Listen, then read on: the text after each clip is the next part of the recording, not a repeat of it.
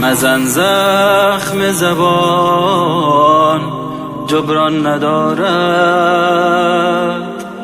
دلی چون بشکند درمان ندارد. خدا باشد همیشه شاهد ما، ز اعمال همه دانا و بینا. دلم خون است از این نامردمی ها، از این نیش و زبان گشتمی ها، از این دید سیاه بیداد و بیداد، ز حرف ناکسان فریاد و فریاد.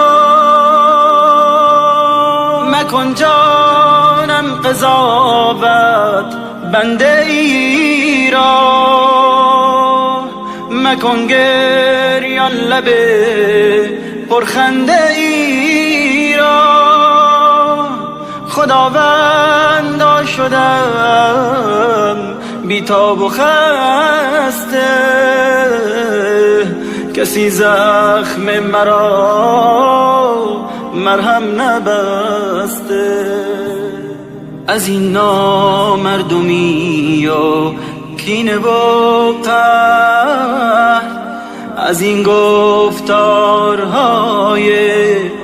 تلخ چون زهر، خدا رنجیده خاطر گشته